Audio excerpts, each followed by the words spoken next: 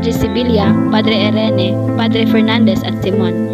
Tinanong ni Simon sina Padre Sibilia at Padre Irene kung ano ang kanilang itataya. Ano ba ang maitataya namin? Ang mga general ay makakataya ng anumang maibigan, ngunit kami mga pare. Tayo ni Padre Irene ay magbabayad ng pagkagawang-gawa, panalangin at kabaitan. Alam ninyo, ang kabaitang taglay ng bawat isa ay hindi katulad ng mga brilyanteng pinagpapalit-palit ng kamay. Pinagbibili na sa isa, pinagbibili pa sa iba. Kung gayo'y papayagan akong bayaran na lamang ng mga pangako, sa halip na magbayad ng kwalta ay sasabihin na lamang na lilimutin ng 5 araw ang karilitaan.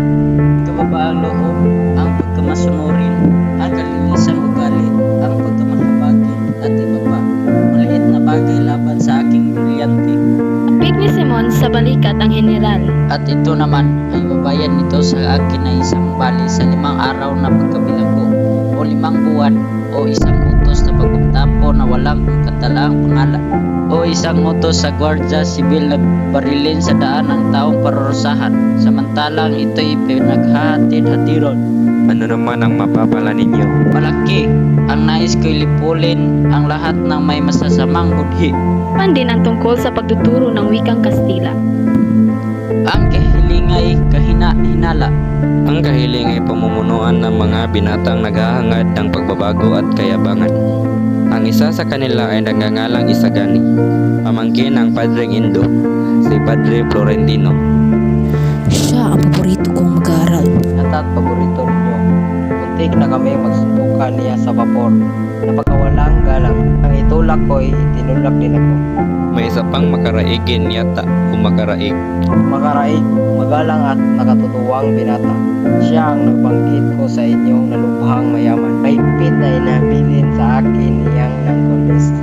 Mayroon pang magalang na Basilio, estudyante sa medisina. Tungkol kay Basilio, wala na akong masasabi. Iyan para sa akin ay tubig na tulog. Hindi ko maunawaan ang iniisip at sinasabi. Sayang at wala na si Padre Salvi upang mabalita sa atin ang tungkol sa pinagmulan. Tila marinig ko ang batang mosmos. Paiyay magkaroon ng usapin laban sa mga gwardyang sibil. Ang kanyang ama ay pinatay sa ko matandaan kung anong gulo. Ganyan pala. Itala ninyo ang pangalang iyan.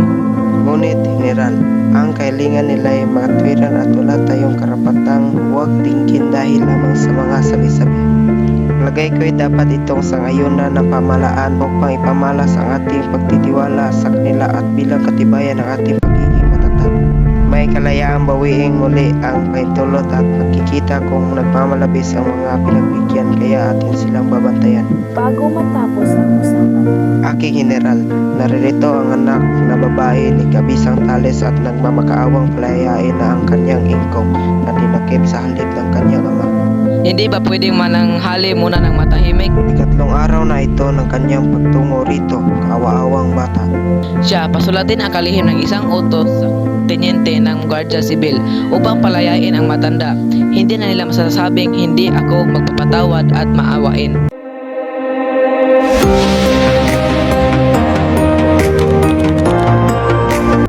Masama ang loob ni Placido Penitente habang naglalakad sa eskolta patungong Universidad ng Santo Tomas. 2 beses na siyang sumulat sa kanyang ina upang huminto sa pag-aaral upang magtrabaho, ngunit hindi siya pinayagan. Ang paghahangad ni Placido na tumigil ng pag-aaral ay palaisipan sa kanyang mga kababayan taga-Tanauan. Siya ang pinakamatalino sa kilalang paaralan ni Padre Valario roon, kung kaya't tinuturing siyang pilobustero. Hindi naman siya sugarol, walang kasintahan, pinawawalang halaga ang mga aral ng tandang Basyo Makunat at mayaman. Nakasabay ni Placido si Juanito Pilay sa pagtawid sa tulay ng Espanya. Nag-aliw ka bang mabuti, Penente? Ginoon, ikaw. Masayang masaya. Naanyayahan ako ni Padre Camero na magbakasyon sa kanilang bayan. Sumama ako at sa pangkat maraming magagandang dalaga. Hinaharanan namin ang lahat. Napakasaya, walang bahay na hindi namin pinantik. Nakakilala kami ng isang magandang kapitan yata ni Basilio. Napakaulol ni Basilio. Aanin kaya niya ang isang dalagang hindi marunong ng wikang Katsila. Walang yaman at naging ulila pa. Napakasungit niya, ngunit maganda. Isang gabi, hinahambalos ni Padre Camora ang dalawang naghaharana sa kanya. Buti na lamang at hindi siya napatay. Sungit pa rin siya. Tulad ng iba'y mangyayan rin sa kanya balang araw. Malakas na humalakhak si Juanito samantalang tiningnan siya ng masama ni Placido. Nang sila'y nasa universidad na at naghihintay sa mga propesor, isang karwahe ang huminto na naging sanhi ng bulong-bulungan ng mga binata. Bumaba sina Paulita Gomez, ang katipa ni Isagani at Doña Victorina. Ngumiti at buong giliw na binati ng Doña si Juanito na yumukod sa harapan nito ng buong galang. Namula naman si Isagani ngunit kiming nagpugay. Habang papunta sa kanyang klase si Placido, tinawag siya ng isang estudyante upang lumakda sa isang papel. Mayana, ibig ko munang mabasa. Napakahaba, hindi mo ba nakikita? Si Macaraig at iba'y humihiling na makapagtatayo ng isang Akademya de Castellano. Bagay na isa lamang kalokohan. Mayana, nagsimula na ang klase ko. Nasa titik O na ang profesor sa pagtawag sa pangalan ng mga estudyante nang sumungaw si Placido sa pinto ng kanyang klase. Aalis na sana siya dahil natawag ng kanyang pangalan ngunit naisip niya malapit ang kanilang pagsusulit at hindi man lang siya nagtatanong o napapansin ng profesor. Iniisip niya ito na ang pagkakataong siya'y makilala, katumbas ito ng isang taon. Kaya pumasok si Placido nung walang ingat, pakaladkad niyang nilakad ang kanyang sapatos. Walang galang, magbabayad ka rin sa akin.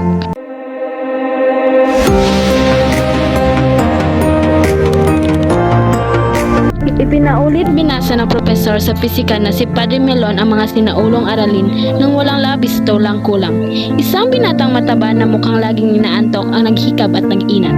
Nakita siya ng profesor. Antukin, ano ka, tamad? Alam mo ba ang iyong leksyon? Napansin ni Padre Melon si Juanito na isa sa kanyang kinagigiliwan sa klase. Sige, Juanito, sagutin mo ang tanong ko.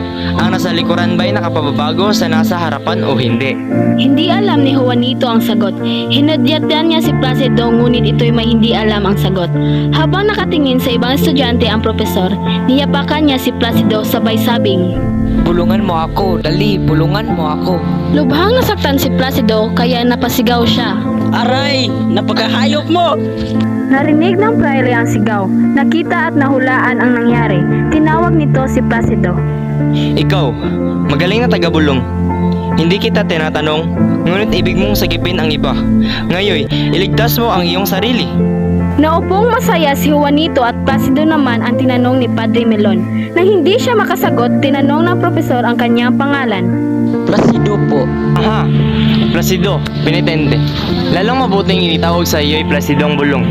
Ngunit kailangang bigyan kita ng parusa sa iyong pagdidikta o pagbubulong.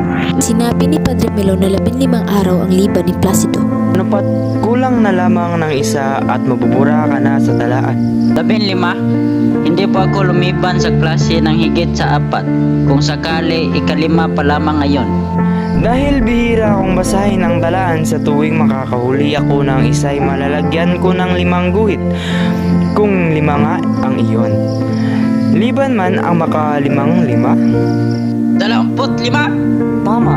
Sige, makalamang ka pa ng 10 sapagkat makatlo lamang kitang nahuli sa pagkukulang.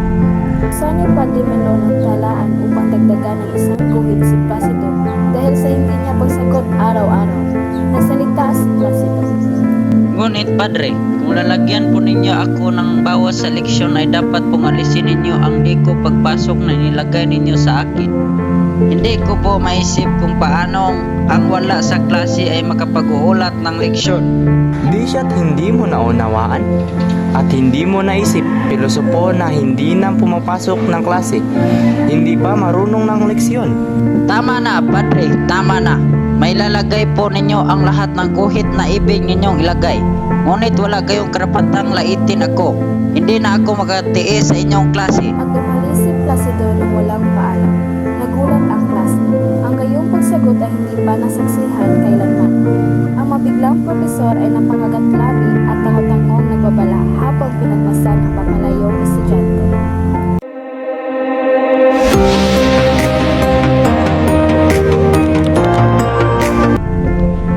Kasalukuyang nagpupulong sa bahay ni Makaraig ang mga estudyanteng sina Isagani, Sandoval, Juanito Pilais, Pigson at iba pang estudyante. Paksa ng kanilang pagpupulong ang tungkol sa pagpapatayo ng Akademya ng Wikang Kastila. Sa dahilang ang pagtuturo ay gagawin sa gabi ay maaaring sabihin na maging daan ng hindi mabuti nga sa latugali gaya ng nangyari sa paralan ng Malolos. Nakakasira sa kanilang universidad. Makasira kung makasira. Ang universidad ay mapipilitang sumang-ayon sa mga kailangan ng mga nag-aaral. At kung totoo iyan, ay ano kung gayon ang universidad? Isa ba itong kapisanan na laban sa ikatuto? Dahan-dahan mga Ginoo. Ako'y hindi makaparahili at alam niyo ang aking simula ay makabago. Ngunit kailangang aminin natin na ang kay Cesar ay kay Cesar. Ang para lang iyan ng artist o officials na ang mga prahili ang siyang magsumikap.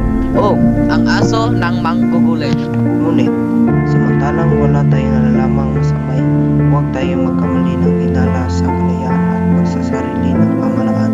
Ang liwanag ay nagmamanag na. Binuksan na ng Espanya ang silangan para sa Pilipinas. Nagbabago na ang panahon at umaayon na sa ating hinihingin. At batid kong higit sa ating nakala ang pamalang ito ayon sa iyo'y humihina at nararapat palakasin at ipakita ang ating pagtitiwala sa Kanya. Inaakala ko na ang pag-uusig ay nagtatagumpay at ang sanhi ng pagtawag ni Makaraig ng pulong ay upang ibalita sa atin ang tagumpay. At bukas makikita natin magkakamit ng papuri at magkilala sa bayan ang mga pagsusumikap natin. Umugong ng masigarbong palakpakan. Niyakap ng mga tagapakinig si Sandoval. Mahusay si Sandoval! Dumating si Makaraig habang isinisagawa ang pulong. Magsaya na tayo mga kaibigan. Tagumpay. Nakipagkita ako kay Padre Irene kaninang umaga. Tila isang linggo raw silang nagtalo sa mga pinaglaban niya ang usapin. Laban kina Padre Sibilia, Padre Fernandez, Padre Salve, General, pangalawang kabo at na mag-aalahas na si Simon. Itatago na sana ang kahilingan ng ilang buwan ng malala ni Padre Irene ang kataasang-taasang lupo na paaralang primarya. At iminungkahi niya ang kasulatan ng pagubaya ng lupong iyong Ang lupang iyo ay matagal nang hindi kumikilos. Kailangan ng grupo ang pagkiling ni Don Custodio. Dalawang paraan ang kanilang isinasaalang-alang upang pumanig sa kanila si Don Custodio. Si Ginoong Pasta, isang manananggol, at si Pepay na isang mananayaw at matalik na kaibigan ni Don Custodio. Sumang-ayon ang lahat na inimungkahi ni Isagani na siya muna ang pupunta at kakausap kay Ginoong Pasta upang maging marangal ang paraan.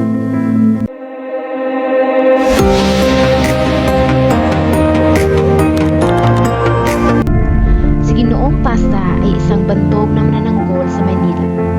Sinadya ito ni Isagani upang makaiusapan na kung maaari ay payuhan si Don Custodio na pumanig sa kanila kung sakaling ito ay sumanggani sa kanya. Masamang simulan yan. Masamang palagay na pagkilala mga bata pa kayo at walang nalalaman sa mga bagay na may kinalaman sa mga pagbabago. Tingnan nyo ang mga pangyayari sa Madrid sa mga binatang mihingi ng maraming pagbabago. Lahat sila'y pinaratangang filibustero. Marami na ang hindi nakauwi rito. May mga bagay na hindi may paliwanag sapagkat lubhang masilan. May ibang katwiran na naguudyok sa matinong pamahalaan upang huwag duminig sa mga kahilingan ng isang bayan. Nahulaan ko ang inyong ibig sabihin. Ang pamalaang kolonyal ay hindi lubos at wastong pagkatatag at nananalig lamang sa palapalagay. Nang si Isagani ay akmang tatayo na para umalis. Mabuti pang ipabayan na ninyo sa kamay ng pamahalaan ng bagay na yan. Maghihintay kayo, bigyan niyo ng panahon, mag-aral kayo ng mabuti. Kayo'y marunong ng magsalita ng wikang Kastila at nakapagpapahayag na. Ano? Naghihimasok pa kayo sa gulong ito? Bakit hangad pa ninyong maituro ito ng bukod? Ang laging inahabilin sa akin ng aking amahin ay alahanin ko ang iba gaya ng pag-aalala ko sa sarili. Hindi ako naparito ng dahil sa akin, kundi sa ngalan ng mga nasa kalagayan, lalo pang aba. Putris, Pag-aralan nila ng pinag-aralan ninyo at gawin nila ang ginawa ko. Naging alila ako ng lahat ng praile, samantalang hawak ko ang gramatika. Nag-aaral ako. Ngunit, ilan sa mga nais matuto ang makaakabot sa naakot ninyo? Isa sa 10,000? Pwes, ano ang kailangan ng higit sa roon? Totoong marami ang mga abogado. Ang karamihan ay pumapasok lamang bilang tagasulat. Mga doktor, sila'y nag-aaway at halos nagpatayan sa paggagawa ng isang may sakit. Magagawa, binata, magsasaka ang kailangan natin. At upang maging mabuting magsasaka, ay hindi kailangang matuto ng maraming retorika, pangarap, mga kahibangan. Bigyan ko kayo ng napakainaw na payo sapagkat ikaw ay matalino. Ante kayo ng medisina. Kaya lisensyado na mag-aasawa kayo ng isang mayaman at masambahing dalaga. Harapin ninyo ang panggagamot at huwag kayong makialam sa bayan. Aalala rin ninyo ako at sasabihin may katwiran kapag kayo'y nagkaroon ng uban, mga ubang katulad nito. Kung ako po'y magkakaroon ng ulang katulad niyan at kapag inilingon ko ang aking paningin sa nakaraan at nakita kong wala akong nagawa kundi ang para sa sarili lamang at hindi para sa bayang nagkaloob sa akin ng lahat ng bagay. Ang bawat ilan ng ay pagiging isang tinik at hindi ko ipagkukumpuri kundi bakos ikakahiya.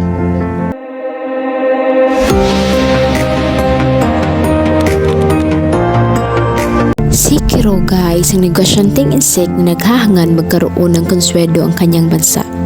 Ay naghahandog ng isang hapunan. Dinaluhan ito ng mga tanyag na mga panauhin, mga kilalang mga ngalakal, mga praile, mga militar at mga kawani ng pamahalaan na lahat ay pawang kanyang mga suki o mga ninong. Dumalo si Simon sa handaan at nang tanungin niya si Quiroga tungkol sa mga pulseras na kinuha nito sa kanya. Sinabi nitong, "Sino Simon? Akin lugi, akin maksa." Ano? Nalugi kayo? At bumagsak? Quiroga? Dinala ni Quiroga si Simon sa isang silid at dito ipiniliwanag ng Chinoy ang sanhi ng kanyang kalungkutan. Aniya, naibigay niya sa isang maganda at kabigha-bighaning babae, kaibigan ng isang makapangyarihang lalaki, ang 3 pulseras. Matapos ay nilahad pa ng Chino ang mga pautang nito na hindi nababayaran. Putris, nangangailangan pa naman ako ng salapi at inaakalang mababayaran ninyo ko. Ngunit ang lahat ay maayos. Ayoko namang bumagsak kayo sa maliit na halagang yan. Siya, gagawin kong 7 ang utang ninyong 9,000 piso. Kailangan ko lamang na ipasok ninyo ang ilang kahon sa baril na buting ngayong gabi. Ibig kong itago sa inyong tindahan. Hindi magkasyang lahat sa aking bahay. Nagulumihan si Quiroga sa narinig. Huwag kayong matakot. Hindi kayo mananagot. Ang mga armas na ito itago sa iba't ibang bahay ng unti-unti. At pagkatapos ay gagawa ng pagsisiyasat at marami ang ibibilanggo. Marami tayong kikitain. Ngunit, bantulot si Quiroga dahil takot siya sa armas. Kung hindi ninyo mapapagaway sa iba, ako lalapit. Ngunit kinakailangan ko ang 9,000 piso upang ipadala sa kamay ay pagpikit ng mga mata. Napapayag din ni Simon si Quiroga. Samantala, sa sala, ang pangkat ni Don Custodio ay nag-uusap-usap tungkol sa komisyong ipinadala sa India para aralan ang paggawa ng sapatos ng mga sundalo sa umpukan na kinabibilangan ng mga praile. Nag-uusapan naman ang tungkol sa ulong nagsasalita sa perya sa Quiapo na pinamamalaan ng Amerikanong si Mr. Leeds.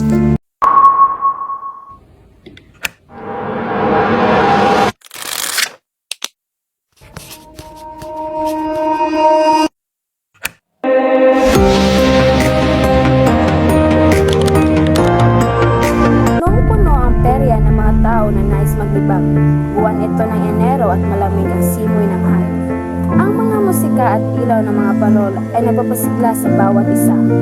May mahahabang hanay ng mga tindahan. Sa gitna ng lahat ng ito, ang mga kawani, kawal, praile at estudyante ay salo-salubong. Halos nagtutulakan at nagkakatapakan, palibhasay nagkakatawanan. Marinig ang tabi-tabi ng mga kotsero. Magkasama sina Padre Camora, Padre Salvi at Benzain. Habang nasa kalye, tila nakaakyat sa langit si Padre Camora sa pagmamasid sa magagandang dalaga. Nagkukunwa rin siyang nagtitisod upang masagi ang mga dalaga. Kinikindatan at pinamumungayan niya ito ng mata. Nang mapadaan si Paulita na kasama sina Isagani at Doña Victorina, nabubulas ni Padre Camora. Ang ganda. Anong ganda? Ang nobyo pala niya ay ang kagalit kong estudyante. Salamat sa at hindi siya naging tagaroon sa bayan ko. Narito si Padre Camora. At sino naman ang mukha ng larawang ito, Binzay? Ano, hindi ba ulo lang nakaisip niyan? Napansin din nila ang isa pang nilelok na kahawig naman ni Simon. Tuloy, naging paksa ng kanilang usapan ang mag-aalahas. Nasaan si Simon? Dapat bilhin iyan ni Simon. Putris, nabakuripot ng Amerikanong yan. Natatakot na pagbayarin natin siya sa pagpasok ng tanghalan ni Mr. Leeds. Hindi. Nangangambang baka magipit siya. Nahulaan na matutuklasan ng lihim ng kanyang kababayang si Mr. Leeds. Kaya't nagmamaang-maanga na.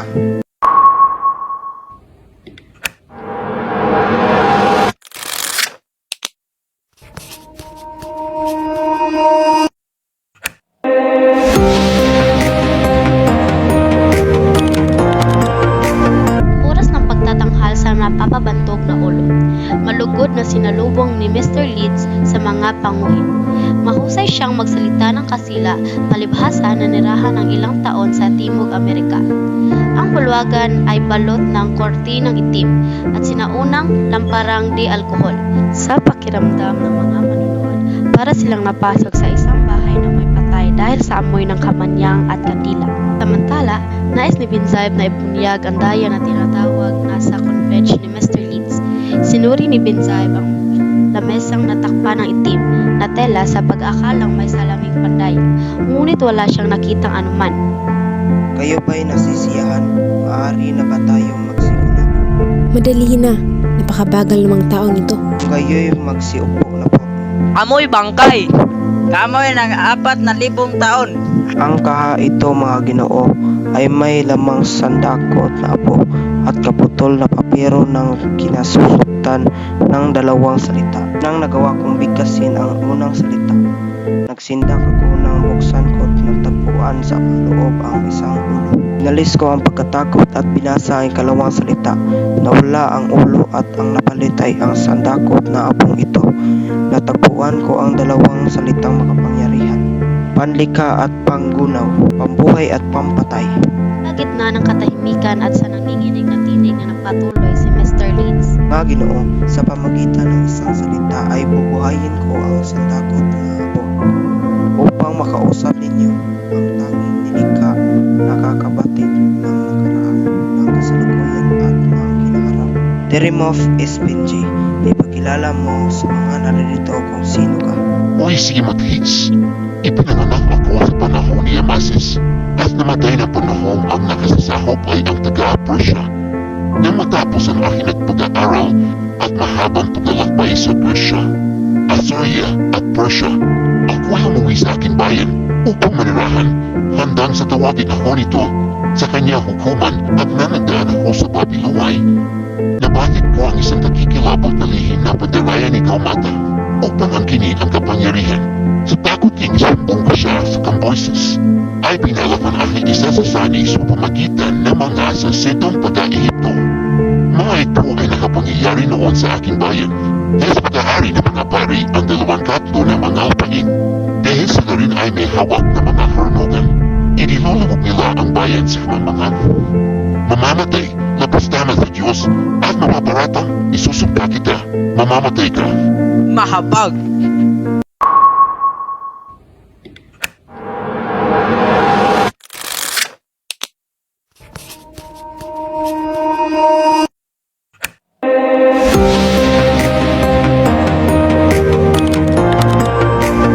Si Placido sa tinutuluyan niyang bahay kasera. Nadatna niya ang inang si Kabisang Andang naghihintay sa kanya. Lumuwas ito upang mamili, dalawin ang anak at dalhan siya ng kuwalta, pindang na usa at mga sultang panyo.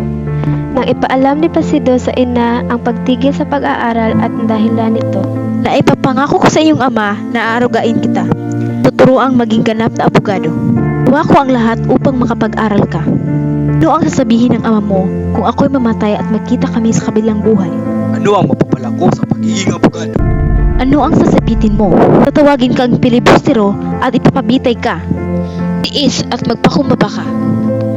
Hindi nakakaunting pagtitiis ang ginawa ko.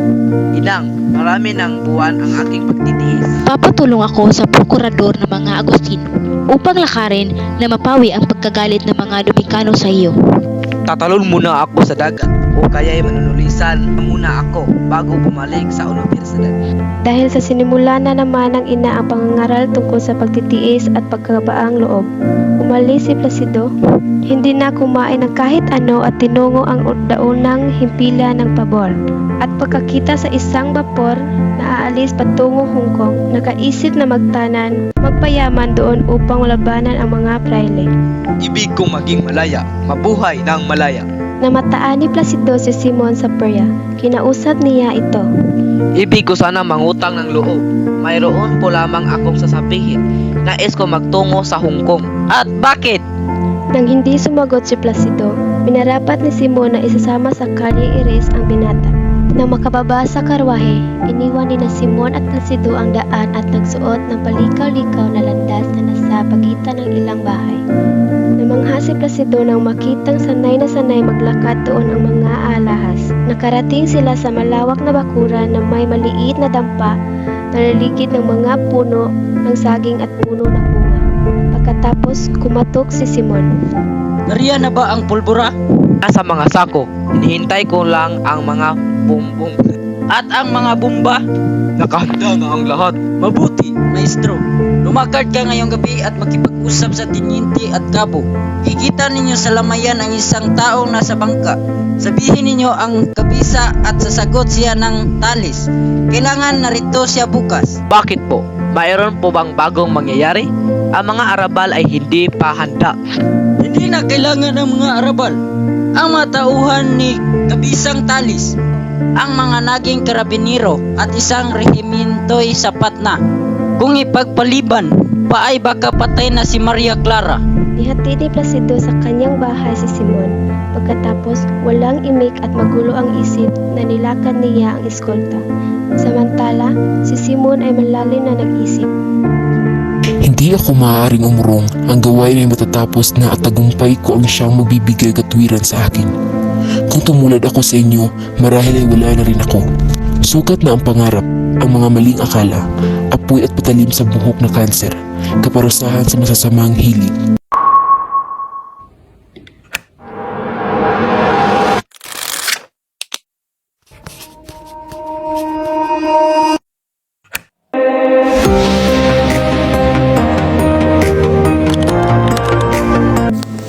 Don Custodio D. Salazar Y. Sanchez D. Montedondo ay nabibilang sa mataas sa lipunan sa Manila.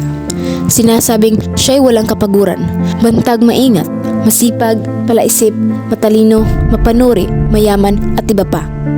Batang-bata pa na siya'y dumating sa Manila. Nakapag-asawa siya ng isang magandang mistisang nabibilang sa isang angkang mayaman sa syudad. Sa pamamagitan ng salapi ng kanyang asawa ay nagsikap siyang mga lakal at tumanggap ng anumang paggawa sa pamahalaan at ng ayuntamiento. Kaya't nailuklok siya sa iba't ibang pwesto ng gobyerno. Nang pumunta siya sa Madrid, Espanya upang ipagamot ang sakit sa atay, walang pumaparin sa kanya. Nakita niya ang sarili na napakaliit at walang kabuluhan. Doon, hindi siya pinipuri, hindi siya nakakahalubilo ng mayayaman. Ang kakulangan niya sa pinag-aralan ang dahilan kaya't hindi siya pansinin at naging mababa sa paningin ng mga kasamahan. Kaya't nagpasa siyang bumalik sa Manila. Ng unang buwan niya ang kanyang pagdating ay wala siyang mabanggit kundi ang Madrid. Ang mabubuti niyang kaibigan, mga ministro, kinatawan at manunulat. Maraming opinyon si Don Custodio tungkol sa mga Indio. Ako'y lumalagay na parang ama at tagapagtanggol. Ngunit kinakailangan ang bawat bagay ay malagay sa dapat kalagyan. Upang mapaamo ang mga Pilipino, kinakailangan ulitin ang kanilang araw-araw na sila'y walang kakayahan.